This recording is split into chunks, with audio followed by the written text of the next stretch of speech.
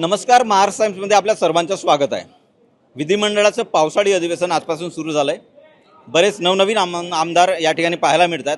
मात्र एका आमदाराची नेहमी चर्चा होती, ती म्हणजे अक्षय कर्डिले. प्राजक्त तनपुरे यांना तिकीट नाकारल्याच्या नंतर अक्षय कर्डिले यांना तिकीट देण्यात आलं होतं आणि ते विजयी झाले होते. माझ्यासोबत सध्या आमदार अक्षय कर्डिले आहेत. सर, स्वागत आहे तुमचं महाराष्ट्र टाइम्समध्ये. आमदारपदी नियुक्ती झाली, तुम्ही शपथ घेतली आहे, पहिली प्रतिक्रिया. मला राहुरीनगर पाथर्डीच्या जनतेने मोठ्या मताधिक्य देऊन विधानभवनामध्ये आज पाठवलेलं आहे.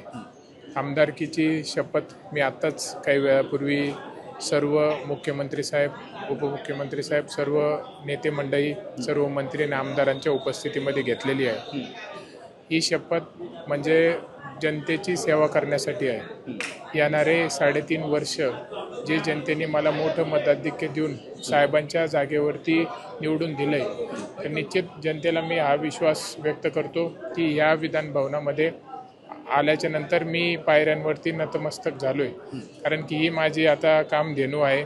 इथून अनेक प्रश्न, अनेक अपेक्षा, अनेक प्रलंबित कामं हे पूर्ण होणार आहेत माझ्या मतदारसंघामधले. ज्या पद्धतीने माझे वडील आमदार शिवाजीराव कर्डिले साहेब जनतेसाठी गेल्या 30 वर्षापासून काम करत होते, तर तीच वाटचाल पुढे ठेवून मी नक्कीच येणाऱ्या काळामध्ये एकही मतदारसंघामधलं प्रलंबित प्रश्न मागं ठेवणार नाही. येणाऱ्या काळामध्ये पूर्ण मतदारसंघातले कामं होताना दिसतील एवढा विश्वास मी आज व्यक्त करतो. तुम्ही जेव्हा विधानभवनात आलात, याच विधानभवन पायऱ्यांवरती नतमस्तक झालात, पुढे शिवाजी महाराजांच्या पुतळ्याला माल्यार्पण केलं, काय भावना होती? आता विधान भवनामध्ये मी अनेक वर्षांपासून येतोय. म्हणजे माझा जन्म होण्याच्या पूर्वीपासून साहेब आमदार होते. म्हणून मी जसं माझा जन्म झाला त्यानंतर मला थोडं कळायला लागलं. मला लहानपणीपासून साहेब विधान भवनामध्ये, मंत्रालयामध्ये घेऊन येत होते. त्यांच्यासोबत अनेक मंत्र्यांचे, अनेक नेते मंडळींचे, आमदारांचे एक वेगळे भावनिक संबंध प्रत्येकाशी तयार झालेत. आता आल्याच्या नंतर मला सगळ्यात मोठी उणीव भासली, कारण की 30 वर्षामध्ये मी त्यांच्यासोबतच येत असायचो. आज मी त्यांना सोडून पहिल्यांदा विधानभवनामध्ये आलो त्यांच्याशिवाय, आणि आज मी आमदार म्हणून पहिल्यांदाच आलो. म्हणून कुठंतरी सर्वांना आनंद होतोय की साहेबांच्या जागेवर मी आमदार झालो आहे, आज शपथ घेतलेली आहे. पण कुठंतरी माझ्या मनामध्ये आनंद हा फार छोटा आहे, पण दुःख फार मोठं आहे की त्यांच्याशिवाय मला यावं लागतं आहे. कधी मी विचारही केला नव्हता की असा प्रसंग येईन की त्यांच्या जागेवर मला पोटनिवडणूक लढावी लागेल. कुठंतरी आज दुःख फार मोठं आहे. त्यांची आठवण येते आहे, आणि आतमध्ये फिरत असताना, प्रत्येकाशी बोलत असताना प्रत्येक ठिकाणी त्यांची आठवण येते.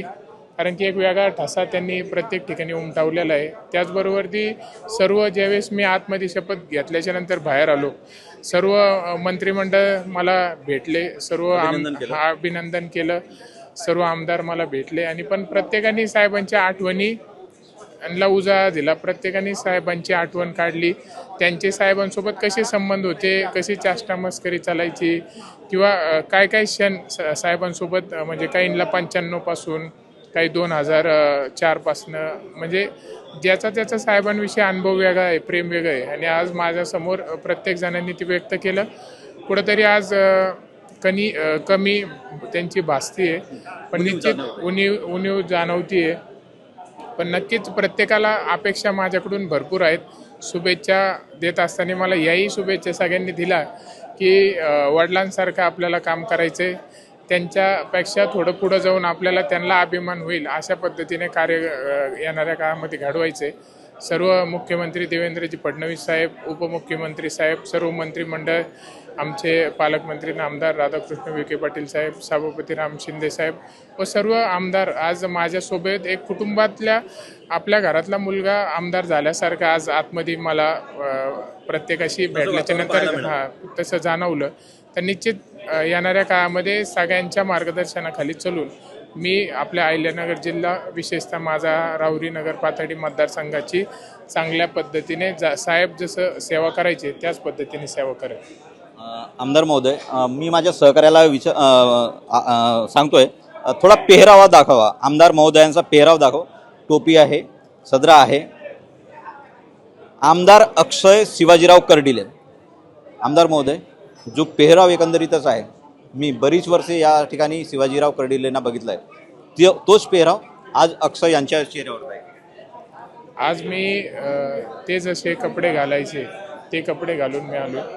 त्याचबरोबर टोपी म्हणजे त्यांची ओळख संपूर्ण महाराष्ट्राला होती की टोपी म्हणजे कर्डिले साहेब अशी ओळख प्रत्येकाला झालेली होती या 30 वर्षामध्ये. आपण पाहिलं की अनेक वेळा मुख्यमंत्री साहेबांनी देखील टोपी म्हणलं का कर्डिले साहेब, आणि ते कायम साहेबांशी त्यांचे एक वेगळे भावनिक संबंध होते. अनेक वेळा चाष्टाही चालायची. भरपूर वेळेस कुठलीही गोष्ट नगर जिल्ह्यामध्ये करायची असली तर ती जबाबदारी मुख्यमंत्री साहेब कर्डिले साहेबांना द्यायचे, म्हणून त्यांचं कायम बोलण्यातून राहायचं. आपण बघितलं असेल की ह्या टोपीखाली काय दडलंय आणि टोपी फिरली का सगळं राजकारण जिल्ह्याचं फिरतं, अशा अनेक गोष्टी आपण पाहिल्या की व्यक्त झाल्या. तर आज ही टोपी मी साहेबांचीच घालून आलो आहे की सर्व जिल्ह्याला, विशेष करून राऊरी नगर पाथर्डी मतदारसंघाला मला हा संदेश द्यायचा आहे की ही टोपी ज्या पद्धतीने 30 वर्षात तुम्ही विधान भवनामध्ये पाहिजे, तर येणाऱ्या काळामध्ये टोपीची उणीव तुम्हाला कधी भासणार नाही किंवा कमी ज्या तुम्हाला अपेक्षा साहेबांकडनं होत्या त्याही मी पूर्ण करणार आहे. कामही विकास कामं करणार आहे.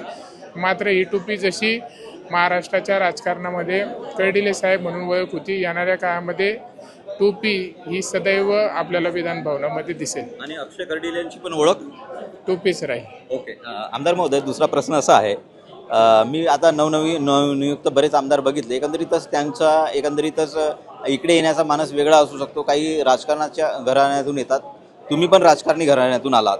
मुळात ज्या प्रकारे तुमच्या घरी राजकारण आहे किंवा राजकारणाचा केंद्रबिंदू राहिलेला आहे नगर जिल्ह्यामध्ये, तुम्हाला येण्यापूर्वी अशा काही शिवाजीराव कर्डिलेंच्या काही गोष्टी आठवतात का, वडील म्हणून, की इथं आल्याच्या नंतर या गोष्टी करायच्या नाहीत आणि संसदीय आयुध वापरून आपल्या जनतेला न्याय द्या? साहेबांची शिकवण आहे मला, आणि साहेबांनी मला लहानपणीपासूनच एक संस्कार दिलेत, मार्ग दाखवलेला आहे की आपल्याला जनतेची सेवा करायची. गरीबातला गरीब माणूस असो, मोठ्यातला मोठा माणूस असो, आपल्याला सर्वांना समान धरायचे, आपल्याला सर्व समाजाला एकत्र ठेवायचे आणि येणाऱ्या काळामध्ये जनतेची सेवा म्हणजे साहेबांचा असा विषय होता. आपल्याला माहिती आहे की सकाळी उठण्यापासनं 7 वाजल्यापासनं तर रात्री 12, 1, 2 वाजेपर्यंत त्यांचं समाजकारण चालत राहायचं. तर साहेबांचं कायम मला हेच म्हणणं राहायचं की आपल्याला राजकीय क्षेत्रामध्ये चांगलं नाव कमवायचं, काम करायचं, जनतेची सेवा जर करायची आहे तर आपल्याला 24 तास हे जनतेच्या सेवेतच राहावं लागेल. म्हणून इथं आल्याच्या नंतर आता ठिकठिकाणी त्यांच्या आठवणी आहेत. आज मी किती बोललो तरी व्यक्त होऊ शकत नाही. प्रत्येक ठिकाणी त्यांची आठवण आहे. प्रत्येक जागेवरती मला लगेच तो क्षण आठवतो, लगेच त्यांचा भास होतो की इथं आज समजा एखादे मंत्री आले आणि साहेब असते तर ते कशा पद्धतीने त्यांचं बोलणं चालू राहिलं असतं किंवा कुठं बसले असते, गेल्याच्या नंतर कोणाला फोन केले असते. म्हणजे या सगळ्या गोष्टी आता 30 वर्षापासून मी त्यांच्यासोबत येत असायचो, म्हणून त्या सगळ्या गोष्टींचा भास होतो. कमी फार मोठी आहे, दुःख फार मोठं आहे. आज मी तुम्हाला किती आज बोललो तरी व्यक्त होऊ शकत नाही. माझ्या मनामध्ये काही वेदना चालू आहेत. असं त्याच मुलावर अशी वेळ यावं नाही अशी मी परमेश्वराला प्रार्थना करतो की आनंद किती मोठा दिला, पण हे दुःख जे मला दिलंय या आयुष्यात किती किती आनंद माझ्या आयुष्यामध्ये आला तरी पण हे म्हणजे ती कमी साहेबांची ही कायम सदैव माझ्या शेवटच्या श्वासापर्यंत राहणार आहे. पावसाळी अधिवेशनाचा पहिला दिवस आहे. आता आमदार म्हणून तुम्ही रुजू झाला आहात. पहिला प्रश्न किंवा लक्षवेधी काय असेल? सगळ्यात महत्त्वाचा प्रश्न म्हणजे यावेळी फार कडक उन्हाळा होता आणि लाईटची समस्या फार मोठी आहे मतदारसंघामध्ये. लोड शेडिंग मोठ्या प्रमाणात वाढलंय. माझा हाच सर्वात महत्त्वाचा सध्या विनंती राहील सर्व मंत्रिमंडळाला की लाईट संध्याकाळी 6 ते रात्री 11 वाजेपर्यंत जात असते, तर ते कुठंतरी तो टायमिंग कमी करून किंवा तो टायमिंग दिवसाचा लोड शेडिंग वाढून रात्री 6 ते 11 वाजेपर्यंत लाईट मतदारसंघामध्ये, कारण की सामान्य लोक आहेत, ग्रामीण भाग आहे, शेतकरी आहेत, सगळ्यांचा घरी येण्याचा टाईम 6 असतो. स्वयंपाक करायचा, ग्रामीण भाग असल्यामुळे शेतकरी आहेत, प्रत्येकाकडं गाया म्हशी आहेत, धाराचा टायमिंग, कुठेतरी जेवणाचा टायमिंग, कुठेतरी परिवारामध्ये एकत्रित बसायचा वेळ, म्हणजे हा सगळा महत्त्वाचा वेळ सायंकाळी 6 ते रात्री 11 वाजेपर्यंत असून त्याच दरम्यान नेमकं लाईट नसते, तर कुठेतरी वातावरण म्हणजे आम्ही पाहतो की लाईट नसल्यावर आपल्याला कसं म्हणजे त्यांची भावना म्हणजे अतिशय दुःखी आहेत. तर माझी हीच विनंती राहील की तो प्रश्न ह्या अधिवेशनामध्ये सगळ्यात पहिला उपस्थित करून तो प्रश्न मला मार्गी लावायचा. शेवटचा प्रश्न आहे, राजकारण घरीच आहे तुमच्या, एकंदरीतच घरातमध्येच तुम्ही वाढलेले आहात, बघितलं आहे. आमदार संग्राम जगताप यांच्याकडून काही सूचना आल्या? हा, वेळोवेळी त्यांचं मला मार्गदर्शन आहे, त्यांचा सपोर्ट भरपूर मोठा आहे. कारण की संग्राम भैया गेल्या 11 ते 12 वर्षे आज झालेत ते विधान भवनामध्ये आमदार म्हणून काम करतायत. त्याच्यापूर्वी ते शहरामध्ये महापौर म्हणून म्हणजे अनेक काळ त्यांचा राजकीय क्षेत्रामध्ये गेला आहे. त्याच्यामुळं त्यांचा अनुभव माझ्यापेक्षा दुपटीने मोठा आहे आणि त्यांनी कर्डिले साहेबांकडून मार्गदर्शन वेळोवेळी घेतलेलं आहे. म्हणून त्यांना सगळ्या गोष्टीची आज नगर जिल्ह्याच्या राजकारणाची कल्पना आहे. म्हणून नक्कीच ते मला काही जरी छोट्यातली छोटी गोष्ट असो, मोठ्यातली मोठी गोष्ट असो, ते मला वेळोवेळी त्यांना ज्या पद्धतीने करायचं तसं मला ते मार्गदर्शन करतात आणि पूर्ण ताकद त्यांनी माझ्या पाठीमागं गेल्या 7 महिन्यापासून साहेब आपल्यामध्ये नाहीत, पण साहेबांची उणीव किंवा कमी मला भासू दिली नाही की कुठंतरी आज आपल्याला म्हणजे राजकीय क्षेत्रामध्ये साहेबांची उणीव तर राजकीय असो, सामाजिक असो, कौटुंबिक असो, कुठेही गेलं तर भासणारच. पण मात्र त्यांनी पूर्ण ताकद देऊन मला समर्थनही दिलं आहे आणि पूर्ण सपोर्ट देऊन मला राजकीय वाटचालीसाठी मोठ्या शुभेच्छा त्यांच्या आहेत. धन्यवाद सर आमच्याशी चर्चा केल्याबद्दल. तर हे होते आमदार अक्षय कर्डिले. या विधानभवनामध्ये आज पहिलाच दिवस आहे त्यांचा आमदार म्हणून.